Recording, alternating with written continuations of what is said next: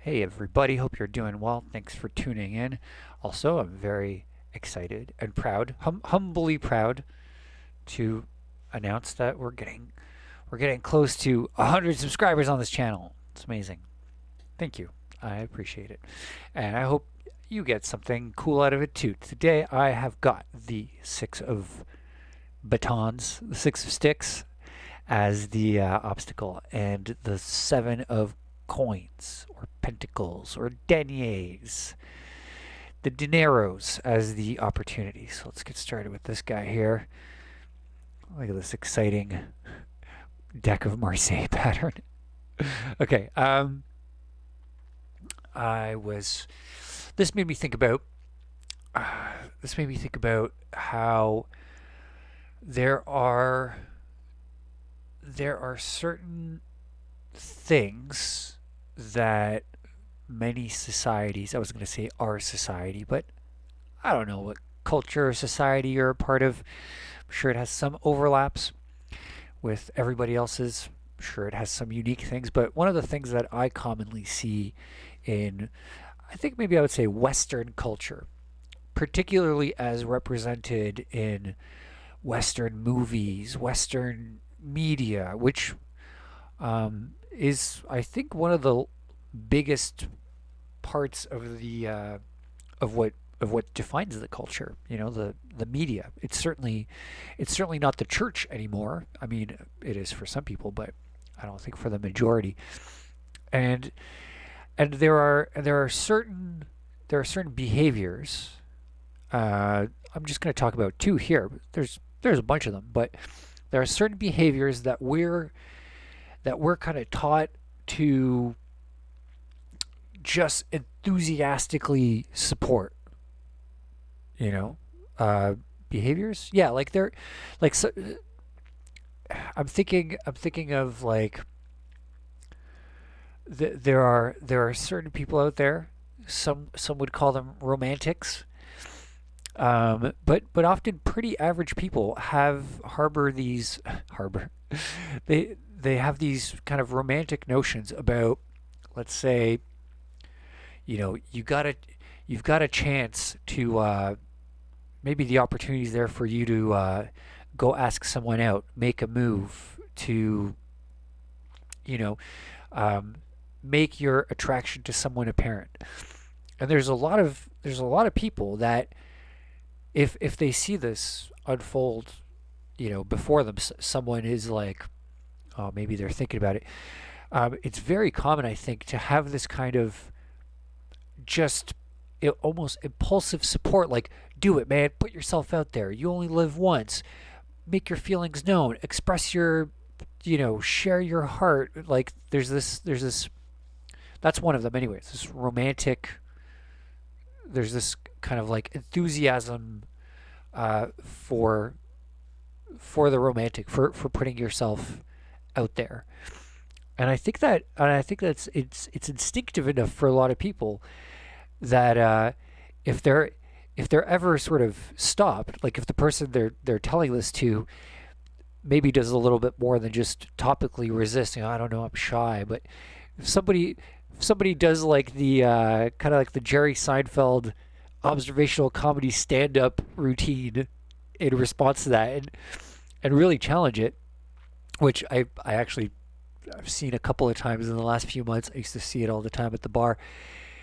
Sometimes it's like, especially when it's people saying it really casually to their friends. It's like, you don't know anything about the situation. You don't know who this person is. You just think in general it's a good idea to do this. And in some cases, sure, I think it's the right move. In some cases, I think caution is the right move. But I find it interesting that there are certain people that, and I don't think they're necessarily the minority, that just have this like, no, like, love above all else, the opportunity for that romance.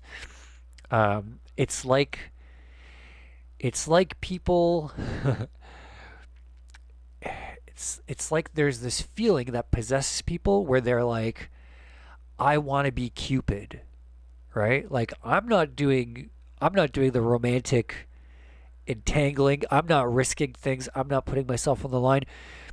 But people, I think people really enthusiastically respond to the opportunity to be like, "Oh yeah, I pushed that kid. I set them up. If it wasn't for me, I convinced them to take that chance. I shot the arrow, I inspired that person or those people to take the first step."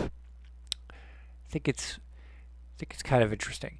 And again, that's not the only one. There's a lot of them, but I'm just going to cover two. That was one. The other one is they in the short video I mentioned they kind of I feel like they involve fire, right? So there's the setting someone's heart ablaze, fanning the fans of or yeah, fanning the flames of love or whatever. The other one is like burn it down, which like in a very real sense, there are there are certain situations. Maybe if you haven't been in these situations personally, it might be a little hard to relate. I'm actually quite curious what how someone would imagine what they would do in this scenario, like someone who hasn't been in this scenario. But if you've ever been in a large protest, rally, march, especially in a situation, I remember years ago during I think the G20, the G8, I don't know, one of those big meetings. The downtown area of my city was home to some pretty advanced maneuvers by like police in full riot gear, and I remember my friends and I like just trying to get out of the downtown core was like some fucking maze runner. Like we were like going through alleys, hiding out on rooftops for these patrols to pass us by, trying to sneak, trying to break through the lines, of like to maneuver around the police lines and stuff. It was really interesting. And in those scenarios, I saw a lot of people again with a similar kind of enthusiasm. As as soon as things got like heated, a little violent, a little destructive, people would just go fucking. Someone would go burn it down, and then like a bunch of people would just start trashing shit, burning shit down. I remember there was a cop car in the middle of one of the main streets, one of the main like commercial area, cool outdoor shopping district streets. There was a cop car right in the middle. Had to be abandoned. The police abandoned it. It just fucking got graffitied and then burgled, which is like fucked up because they have like I'm pretty sure they abandoned like a shotgun that they keep in the back. Then it got set on fire. It got fucking totaled.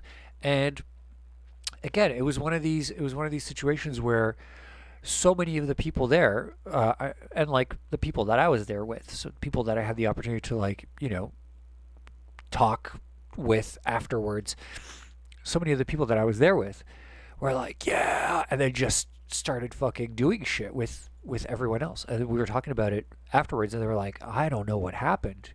Like, and everyone's still kind of pumped, got adrenaline. Like even days after, it's still a very charged experience. But nonetheless, it's like it seemed really interesting that a lot of the people involved, they're like, it wasn't some deliberate, it just felt like this thing that needed to be done, that needed to be celebrated. But it's kind of like this. It's a much more localized, I think, kind of group consensus. Whereas with the romantic thing, I kind of think that's like a little bit more generalized and a little bit more widespread. But um, but yeah, but there's in a more casual sense, one of the things that I see quite often recently is just like people just talking about like smash the state, burn these people, fucking knock down this building, and it's like this casually accepted thing. And I don't know, for the most part, I figure it's just people talking. But like with a couple of my closer friends, I'll not even necessarily challenge it, but I'm like, what are you talking about? And they're like, oh, I don't know. I thought we were just talking about. And it's like again, I feel like it's this thing that there's this passive enthusiasm for, And and I think that as an opportunity, it's certainly something that you could